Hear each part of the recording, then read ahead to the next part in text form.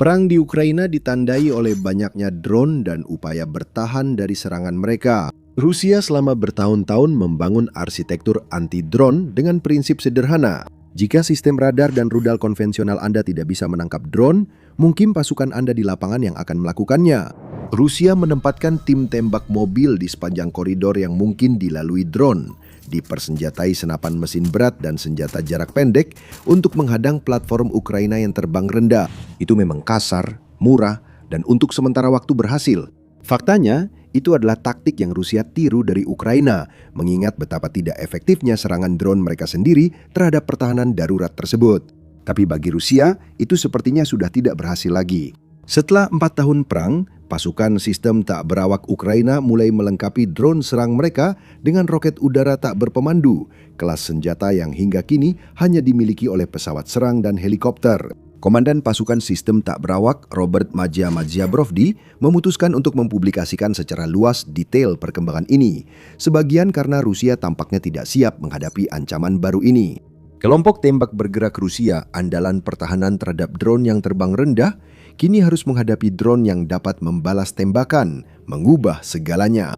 Untuk menjelaskan secara tepat bagaimana hal itu terjadi, kita perlu membahas baik senjata yang digunakan maupun masalah yang ingin dipecahkan oleh senjata tersebut. Roket yang dimaksud adalah bagian dari keluarga amunisi dengan sejarah yang panjang dan agak rumit. NURS, singkatan dari Roket Penerbangan Tanpa Kendali dalam bahasa Rusia, atau alternatifnya dalam bahasa Ukraina yaitu NAR, merujuk pada jenis senjata yang sama dengan yang biasanya disebut UAS atau Unguided Aerial Rockets oleh sumber-sumber barat. Dua jenis yang digunakan Ukraina pada drone adalah S-5 roket berukuran 57 mm dan S-8 yang lebih berat dengan ukuran 80 mm.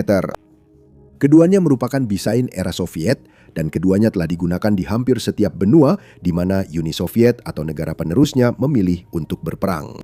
S-5 sudah cukup tua sehingga asal-usulnya dapat ditelusuri kembali ke tahun 1946 ketika insinyur Soviet mulai mempelajari roket Jerman R-4M yang berhasil mereka dapatkan di akhir Perang Dunia Kedua.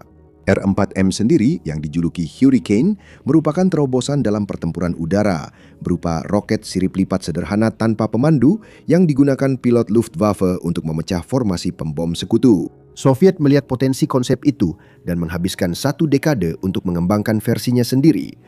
Pada pertengahan tahun 1950-an, S-5 mulai digunakan, awalnya sebagai senjata udara ke udara untuk jet tempur generasi awal, seperti MiG-19.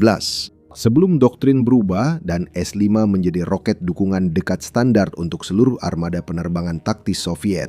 Afghanistan adalah tempat di mana S-5 bisa dibilang paling diuji secara menyeluruh. Kru Su-25 dan Mi-24 Soviet menggunakan roket ini secara luas terhadap posisi mujahidin sepanjang tahun 1980-an, tetapi umpan baliknya tidak menggembirakan. Roket-roket itu menyebar setelah diluncurkan dan berpencar menjauh dari target alih-alih terfokus padanya. Salah satu penilaian umum dari periode itu adalah bahwa S-5 tidak terlalu berguna, seperti yang dikatakan secara anekdot oleh para pilot Soviet, hanya sekedar menggelitik tumit musuh. Hulu ledaknya memang tidak cukup besar untuk secara andal membunuh infanteri yang terpencar di medan yang terjal, dan sifatnya yang tidak berpemandu berarti untuk mendapatkan efek saturasi yang diinginkan, diperlukan menembakkan roket dalam jumlah sangat besar.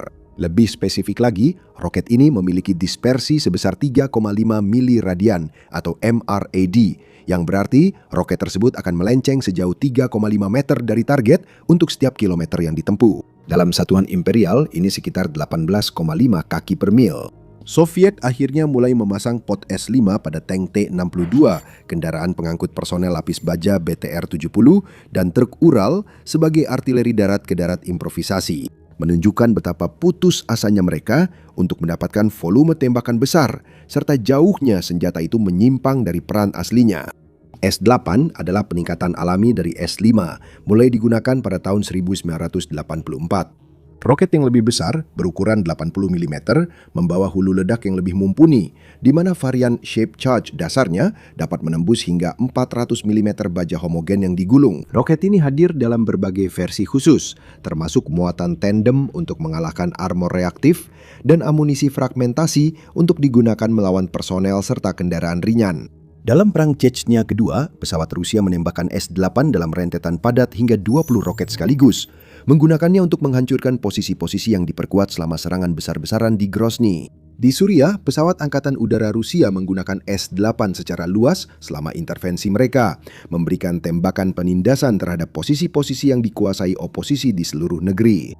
Dan itulah dua jenis utama roket yang sekarang dibawa oleh drone Ukraina ke wilayah yang diduduki Rusia. Jadi senjata ini berpindah dari udara ke udara, ke darat ke darat, ke udara ke darat, selama puluhan tahun perubahan doktrin dan evolusi strategi. Bahkan dalam perang saat ini di Ukraina, NAR sudah ada sejak awal. Pasukan Ukraina menggunakan roket S-5 dan S-8 di Donbas pada fase awal invasi skala penuh. Beroperasi dalam kondisi yang dengan cepat membuktikan betapa berbahayanya dukungan jarak dekat di ketinggian rendah melawan musuh dengan pertahanan udara jarak pendek modern. Pesawat serang bersayap tetap dan helikopter Ukraina memakai roket itu sebagaimana semula dirancang. Dan di sana, mereka mengalami kerugian signifikan karena untuk bisa cukup dekat menggunakan roket tersebut berarti harus terbang ke dalam jangkauan tembak sistem Pansir, Manpad, Tor, dan Buk. Meskipun Rusia bisa dibilang tidak kompeten dalam melakukan serangan besar-besaran, sistem anti pesawatnya tetap sangat efektif melawan ancaman era Soviet. Para pilot yang selamat beradaptasi, mundur ke jarak tembak yang lebih jauh, menggunakan teknik lofting dan menerima akurasi yang menurun demi tetap bertahan hidup. Namun roket-roket itu sendiri tetap berada dalam persediaan, menunggu sebuah platform yang bisa membawanya ke target tanpa ditembak jatuh di perjalanan. Akhirnya keberhasilan tercapai. Platform itu ternyata adalah FP-FP2 yang diproduksi oleh perusahaan Ukraina Firepoint. Dalam istilah militer, FP-FP2 didesain untuk memenuhi kebutuhan di garis depan terhadap drone serang berat dengan kendali operator secara real-time.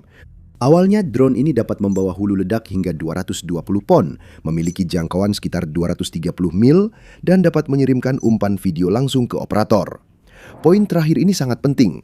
Jalur penerbangan bisa disesuaikan saat misi berlangsung. Ini lebih mirip dengan kontrol FPV, First Person View, yang umum digunakan pada drone-drone yang sering kita lihat dari Ukraina dibandingkan dengan munisi berkeliaran yang sudah diprogram sebelumnya seperti yang digunakan oleh Barat. Dalam konfigurasi standarnya, FP-FP2 terbang menuju targetnya dan meledak, jadi drone itu sendiri adalah senjatanya. Firepoint dan pasukan sistem tanpa awak sekarang telah menambahkan sistem senjata sekunder, yaitu pod roket yang dipasang di bawah sayap. Dalam konfigurasi S-5, drone membawa 2 pilon dengan masing-masing 4 roket, jadi total 8 roket, sambil tetap membawa hulu ledak yang lebih kecil sebagai muatan. Ini perkembangan strategis yang penting. Dari sini, kita bisa menyimpulkan bahwa Ukraina bermaksud meluncurkan drone ke sasaran, menggunakan S-5 untuk membersihkan jalan dari satuan anti udara lawan, biasanya manpads, lalu menabrakkan drone ke sasaran agar bisa meledak. Konfirmasi bahwa strategi ini benar-benar sedang dijalankan datang pada pertengahan Mei 2026. Magyar mengumumkan secara terbuka bahwa roket-roket tersebut diluncurkan dari drone jarak jauh Ukraina pada kedalaman operasional hingga 310 mil. Namun berdasarkan spesifikasi teknis yang tersedia, ini hampir pasti merujuk pada armada UAV jarak jauh yang lebih luas yang beroperasi pada kedalaman ekstrim, termasuk platform selain FP-FP2, mengingat jangkauan maksimumnya sekitar 230 mil. Namun, beberapa laporan pada akhir Mei 2026 menyebutkan bahwa FP-FP2 telah ditingkatkan kemampuannya untuk membawa hulu ledak seberat 400 pon hingga jarak 230 mil, sehingga jangkauannya menjadi jauh lebih luas. Mengingat spesifikasi detail dari konfigurasi SS-5, kemungkinan besar tidak akan dipublikasikan, kombinasi dari beberapa SS-5 atau S-8 yang lebih kecil. Dengan hulu ledak lebih kecil, FP-FP2 dapat meningkatkan jangkauan hingga lebih dari 310 mil seperti diumumkan. Kemungkinan lain adalah bahwa pengumuman tersebut berkaitan dengan aktivitas UAV yang lebih luas, di mana FP-FP2 hanyalah salah satu bagiannya. Terlepas dari perbedaannya, jelas bahwa Ukraina telah mulai menggunakan drone bersenjata roket pada jarak yang sebelumnya hanya dapat dijangkau oleh pesawat konvensional dan amunisi loitering jarak jauh. Pada 12 Mei, beredar rekaman di kalangan analis sumber terbuka yang memperlihatkan drone terbang di atas Crimea yang diduduki Rusia, melepaskan roket dari bawah sayapnya ke target di bawah, lalu melanjutkan ke sasaran utamanya. Target diidentifikasi sebagai kelompok tembak bergerak Rusia. Drone menembakkan roket lalu terbang. Dennis Leiterman, salah satu pendiri Firepoint, menanggapi rekaman itu dengan mengakui bahwa perusahaannya mampu melakukannya. Meskipun tidak secara langsung mengkonfirmasinya, komentar tersebut mengindikasikan bahwa drone yang dimaksud adalah FPV-2 atau versi jarak jauhnya FPV-1. Penggunaan tempur dikonfirmasi seminggu kemudian saat FPV-2 bersenjata roket menyerang pusat komunikasi strategis armada Laut Hitam Rusia. Itu adalah infrastruktur militer yang diperkuat, diserang drone yang kini membawa roket untuk mendekat.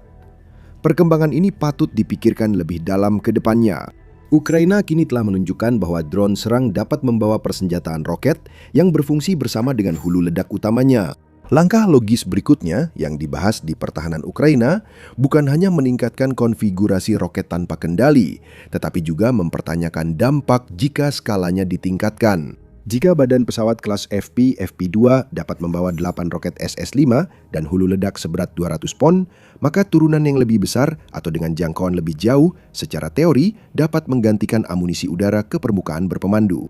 Ukraina sudah mengoperasikan keluarga senjata berpemandu buatan dalam negeri, dan pertanyaan, apakah drone yang cukup mumpuni dapat berfungsi sebagai platform peluncuran udara untuk rudal berpemandu presisi kecil tidak lagi sekedar teori. Ingat, FPV-2 yang kita kenal pada pertengahan 2026 adalah versi dari desain sebelumnya untuk pertempuran jarak menengah dengan jangkauan dan kapasitas angkut hampir 2 kali lipat. Dengan demikian, tidak sepenuhnya mustahil untuk melihat jangkauan yang diusulkan sejauh 310 mil dengan muatan persenjataan penuh. Untuk memahami mengapa bahkan konfigurasi saat ini sangat mengganggu, Anda harus memahami bagaimana Rusia telah mencoba menyelesaikan masalah drone selama 3 tahun terakhir, dan bagaimana setiap solusi secara sistematis menjadi usang. Tapi sebelum itu, pastikan untuk berlangganan The Military Show. Kami mengunggah video setiap hari yang membahas perkembangan terbaru dalam ilmu militer, geopolitik, dan peperangan. Kembali ke Rusia. Tanggapan besar pertamanya terhadap kampanye drone Ukraina adalah perang elektronik. Rusia menerapkan apa yang oleh para analis digambarkan sebagai lingkungan perang elektronik terpadat dalam sejarah modern, yang bertujuan untuk memutus sinyal yang dibutuhkan drone-drone Ukraina. Pengacauan GPS mengganggu navigasi. Pengacauan frekuensi radio menyerang jalur kontrol yang digunakan operator drone FPV untuk mengendalikan perangkat mereka. Sistem broadband mencoba membutakan sensor yang memberi data penargetan bagi serangan Ukraina.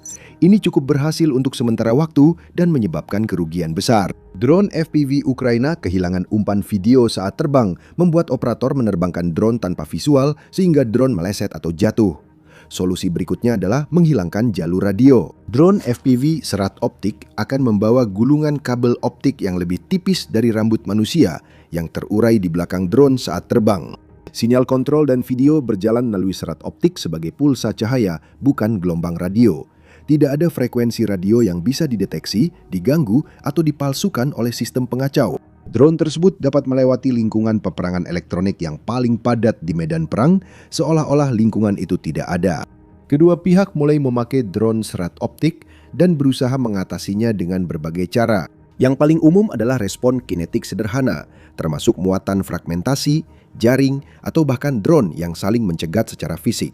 Komando Transformasi Sekutu NATO secara resmi mengakui masalah ini, mengeluarkan permintaan untuk solusi inovatif guna mengalahkan drone FPV serat optik karena sistem yang ada tidak memiliki cara efektif untuk mengatasinya. Ukraina menambahkan panduan visual berbasis AI di beberapa platform, memungkinkan drone mengidentifikasi dan melacak target secara otonom meski kabel serat optik terputus atau operator kehilangan koneksi saat mendekat. Sistem AI itu sendiri memiliki ribuan pengembang berbeda yang bekerja secara bersamaan atau menciptakan desain yang berbeda-beda untuk membuat drone lebih mampu bertahan dan lebih sulit diretas. Hal ini menyebabkan siklus adaptasi dan pengembangan yang jauh melampaui apa yang bisa dikelola oleh pengadaan konvensional Barat. Jika sistem baru biasanya diuji bertahun-tahun, Ukraina terpaksa langsung menerapkannya dari prototip ke lapangan dalam beberapa minggu saja. Rusia harus mengikuti tempo yang sama, mengembangkan penangkal. Namun insinyur Ukraina mengatasinya hanya dalam beberapa minggu, bahkan sebelum penangkal itu tersebar di seluruh garis depan. Secara khusus, sistem pertahanan udara Pansir yang dibangun dengan premis untuk menghadapi target udara di ketinggian menengah menggunakan rudal dan meriam berpemandu radar terbukti secara konsisten tidak memadai dalam menghadapi drone kecil yang sulit terdeteksi dengan penampang radar yang sangat minim. Awal 2026, Ukraina mengklaim telah menghancurkan setengah sistem Pansir Rusia di wilayah pendudukan, kadang memakai drone yang seharusnya bisa ditangkal sistem itu. Rusia pun butuh solusi. Jaringan kelompok tembak bergerak adalah respons Rusia terhadap kegagalan pertahanan elektronik dan rudalnya dalam menghadapi ancaman drone di ketinggian rendah. Jika teknologi canggih tidak bisa menghentikan drone kecil murah, tempatkan tentara bersenjata di titik potensial dan biarkan mereka menembak jatuh drone dengan senapan mesin. Ini adalah kembali ke dasar, teknologi rendah, tersebar, dan sulit untuk ditekan secara elektronik, serta memberikan biaya nyata pada operasi drone Ukraina. Drone yang bisa bernavigasi meski ada gangguan GPS dan frekuensi radio tetap dapat dihadapi tim dengan posisi dan senjata berat yang tepat. Rusia membangun jaringan ini secara khusus karena jaringan ini mewakili kategori ancaman yang tidak bisa diatasi oleh langkah-langkah penanggulangan elektronik. FPFP-2 bersenjata menutup celah tersebut. Kelompok penembak bergerak dirancang sebagai solusi atas keterbatasan peperangan elektronik terhadap drone. Drone bersenjata roket adalah solusi atas ancaman kelompok penembak bergerak terhadap drone. Perbedaan utama adaptasi sebelumnya dengan penanggulangan kali ini adalah yang sekarang memakan korban jiwa, sedangkan drone yang terganggu sinyal hanya jatuh. Drone bersenjata yang mendeteksi tim penembak pencegat akan membalas dengan menembakkan roket pembunuh infanteri sebelum melanjutkan ke targetnya. Gambaran operasional yang lebih luas dari perkembangan ini dijelaskan jelas oleh pakar industri pertahanan Anatoly Kravchinsky, pemimpin perusahaan manufaktur senjata. Daripada satu pesawat besar seperti B-2 atau F-35 yang membawa banyak senjata, Ukraina menggunakan kawanan drone terkoordinasi dengan fungsi masing-masing. Drone serang bermuatan berat menghantam target utama, sementara drone pengawal berpeluru roket menyingkirkan penghalang di sepanjang rute. Ini menciptakan ancaman ganda karena setiap drone kini jauh lebih canggih dibandingkan awal perang, dan kawanan drone menimbulkan tantangan baru yang tak bisa diatasi dengan rudal pencegat tradisional. Penyebabnya adalah fisika dan ekonomi sederhana. Untuk pesawat yang dilengkapi rudal standar, Anda akan menggunakan platform pencegat seperti Patriot untuk menembak jatuh rudal musuh atau pesawat yang membawanya. Jika rudal pencegat bernilai jutaan dolar, menembak jatuh pesawat seharga 100 juta dolar masuk akal. Namun, saat Anda menembak jatuh beberapa drone murah, rudal pencegat itu tampak seperti pemborosan waktu dan uang. Desain kawanan juga menciptakan masalah berlipat ganda untuk deteksi dan gangguan elektronik. Ukraina sering mencampur drone yang menggunakan mesin pembakaran dalam dengan drone yang menggunakan propulsi jet, dan keduanya menghasilkan tanda radar dan akustik yang sangat berbeda.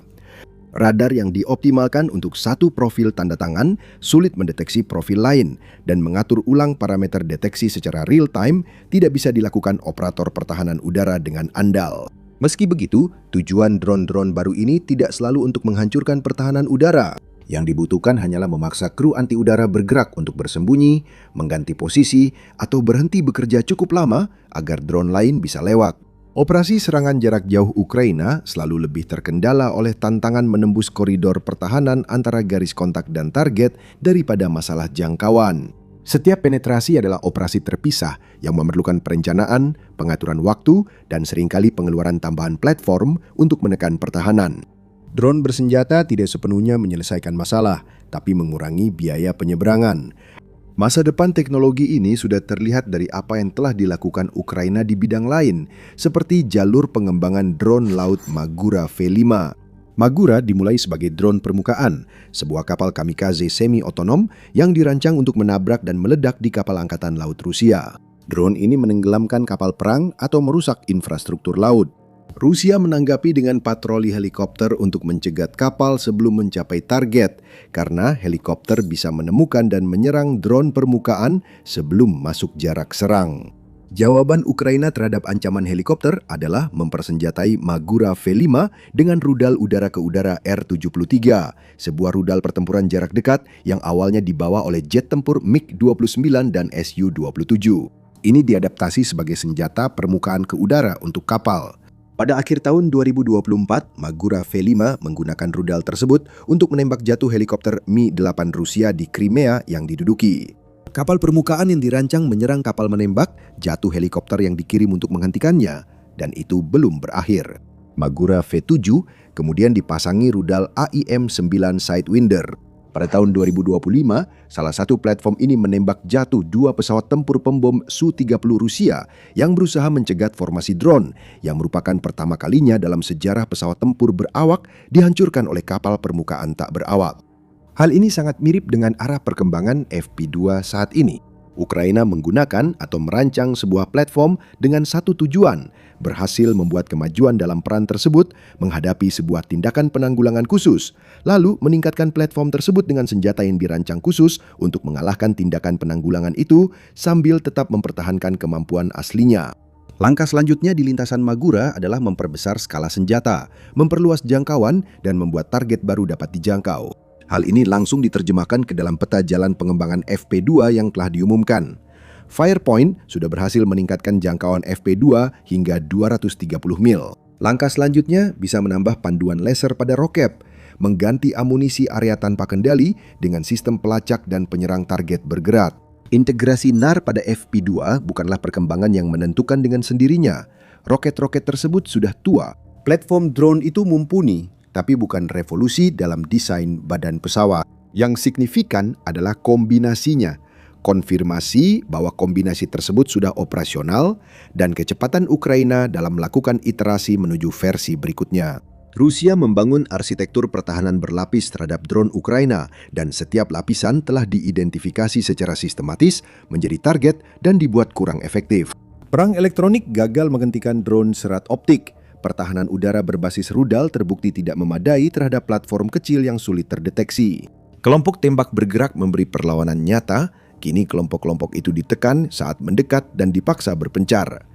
Dan semua data menunjukkan bahwa Rusia perlahan-lahan kehilangan kemampuannya untuk mengikuti perkembangan Ukraina. Ingat, pada tahun 2022, Rusia yang memulai dengan keunggulan drone. Rusia pertama kali memperkenalkan drone serat optik, lalu Ukraina menirunya dalam waktu sebulan. Rusia menggunakan bom luncur untuk menciptakan sistem pemboman jenuh jarak jauh tanpa panduan, dan Rusia mengembangkan peperangan elektronik untuk melawan drone FPV. Setelah 2025, Rusia mulai merespons ancaman Ukraina. Rusia merombak tank agar tahan serangan drone berkelompok meski upaya itu sempat ditertawakan. Rusia terus kehilangan sistem radar dan interseptor, dan kini pertahanan terakhir mereka, yaitu orang-orangnya sendiri, juga hilang. Mengingat bahwa angkatan udaranya tidak bisa terbang, kendaraan lapis bajanya kehilangan perlindungan, dan rakyatnya kehilangan nyawa, Rusia mulai mengalami kekalahan. Dan mungkin hanya tinggal menunggu waktu sebelum kita mulai melihat video drone Ukraina yang benar-benar tidak mendapat perlawanan di langit. Tapi itu juga karena Rusia perlahan-lahan runtuh dari dalam. Untuk mengetahui lebih lanjut, tonton video ini dan pastikan Anda sudah menekan tombol subscribe agar tetap mendapatkan informasi terbaru tentang perkembangan perang di Ukraina dan geopolitik global.